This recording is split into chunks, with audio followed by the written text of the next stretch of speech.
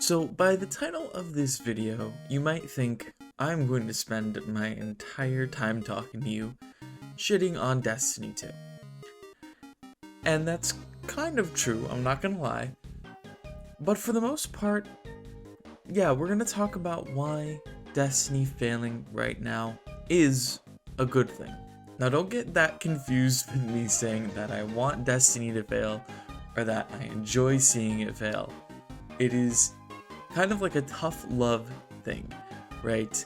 Where, in a sense, you're seeing a game that you enjoy go through a tough phase because Bungie is handling a lot of things poorly. And sometimes that's okay. Sometimes you have to make a mistake and learn from those mistakes and come back and completely change the way you do things. If you're a sports fan and you think of some of the best sports players out there, they weren't always that good. They trained really hard, they practiced really hard, and I'm not saying that Bungie is LeBron James or Mike Trout. I'm just saying those guys aren't perfect. They're pretty close, but they're not perfect. They make mistakes, they have holes, but in this case, Bungie has made a lot of mistakes, right? They're much more like a middle of the road player, and that's really the problem. You can be a consistent player, consistently good at one thing in a sport, right? But eventually that consistency, maybe it fades away. Maybe you get older, you don't adapt, so other players do adapt and they figure out how you tick. And then it's Jover.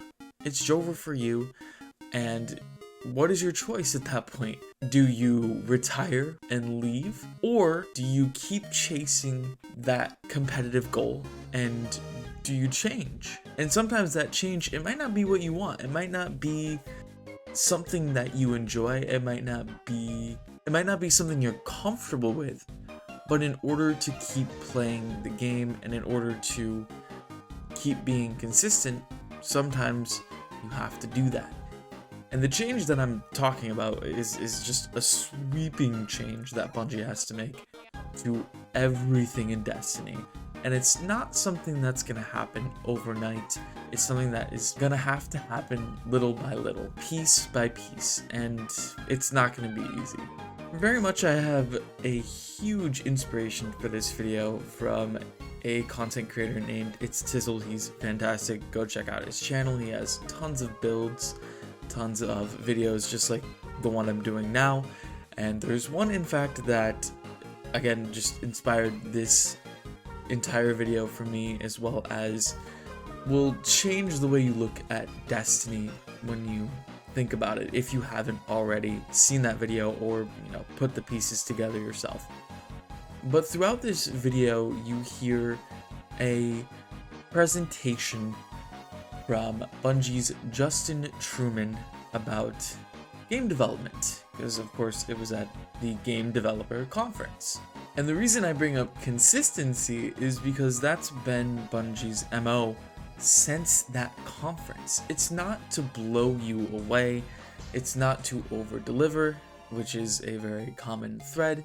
A lot of people think over-deliver in terms of how much content, as opposed to the quality of the content, right? You can have a ton of stuff to do, right? But if it's super easy or not fulfilling, then that's not over delivery, it's just fluff, right? It's not the meat and potatoes you're looking for in gameplay. It's, candies, Sour Patch Kids, Twizzlers and all that, if you're into that kind of stuff.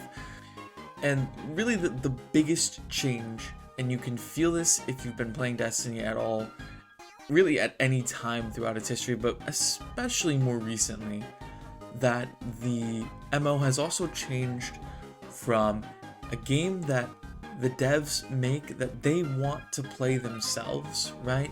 And that maybe even management wants to play, to a game that just encompasses everything that it can, which is kind of like grifting to both sides of the casual and dedicated player ideologies, right?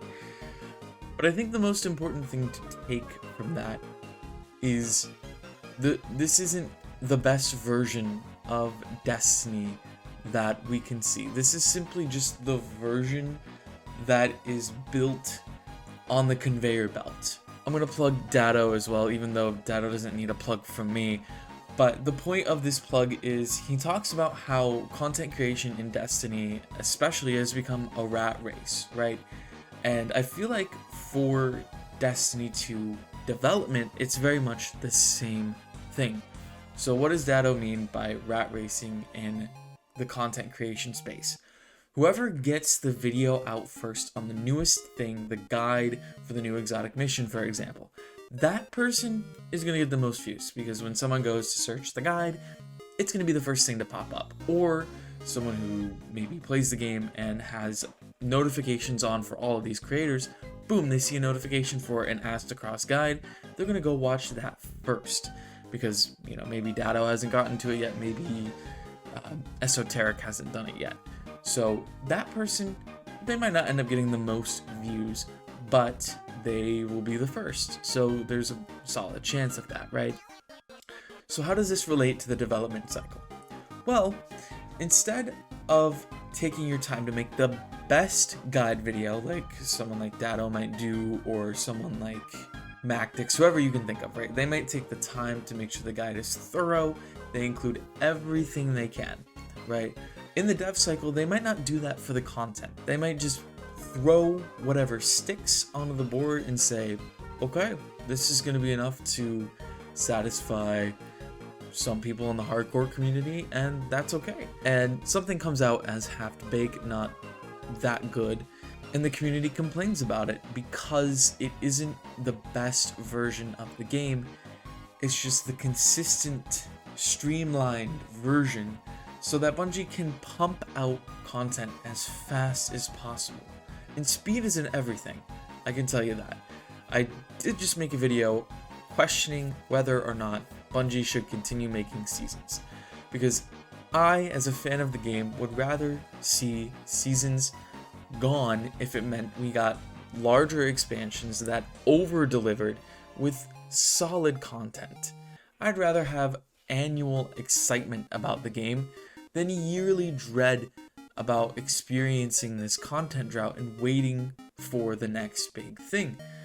But that's a whole other conversation. Sometimes waiting is nice, you go take a break, whatever, and you come back. But the issue there is, again, you're just not making the best version of the game, and that's what Destiny is lacking. We got it with the final shape because that was truly the moment where we needed it at the end of this first saga. And if we didn't get that, well, it would be 10 times worse than it is now. That's why they delayed final shape. It wasn't up to snuff. And you can imagine that worse things would have happened if that half-baked, not so good version of final shape released. It would have been horrible. So whether or not Bungie takes this to heart, they look at the player numbers, they look at the player sentiment, they try and listen to people like it's Sizzle and maybe me trying to call out the fact that they value making money over making banger content. And I'll call back to the Tizzle video one more time, because the Larian Studio owner, Sven Vinky, I think is how you say it. I could be wrong, please roast me if I am. Of course, his studio is responsible for Baldur's Gate 3, arguably one of the best games to ever be made, and they value player experience a lot, and they won a Game of the Year award. Now you can say that isn't a big deal, but Bungie and Destiny 2, you know, they'll get nominated every year for Best Ongoing Game or Best Expansion or something like that, but never really something along the lines of Game of the Year, and you can imagine why. The player experience isn't at the top of the list, and clearly the game suffers. And the goal is, like, think of The Bear on Hulu. The Bungie devs are Carmy. They're trying to make the Michelin star dish, but the executive chef, being the CEOs and management telling Carmy, hey, listen, you can't make this dish. You need to make something that's just a little bit worse, but it's consistent, right? Now, that wouldn't happen in an actual kitchen because they want like the best of the best, but that's just an example, right? Someone from higher up going to the sous chef and saying, hey, listen, this is great, this dish S tier, but we need you down here in B tier so that you can make this dish a little faster, so that it's more consistent. And that's never how it should work. Meanwhile, at Larian Studios, they have multiple head chefs that are taking their sweet time making like the best ratatouille you've ever had. And it's gonna be worth the wait. And you can savor every single bite.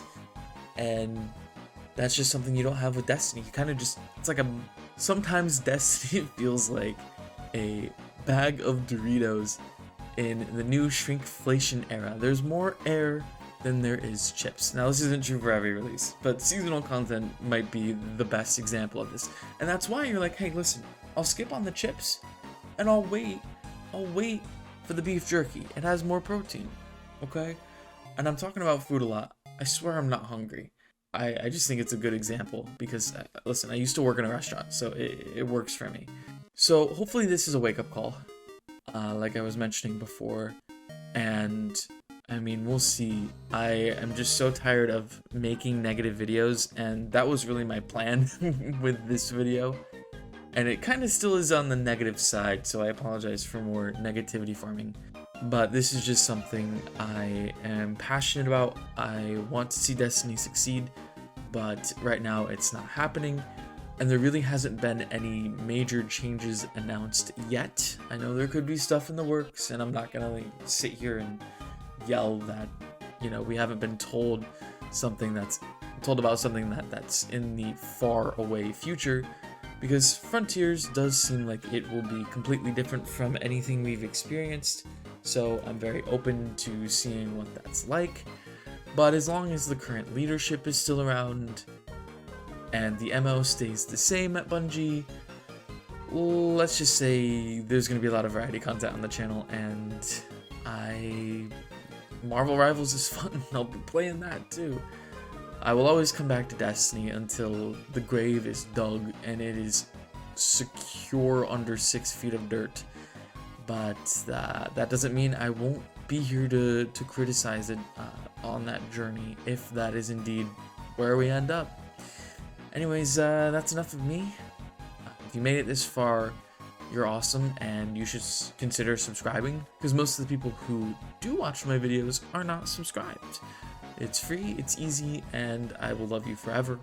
But that's it from me. I will see you guys next time.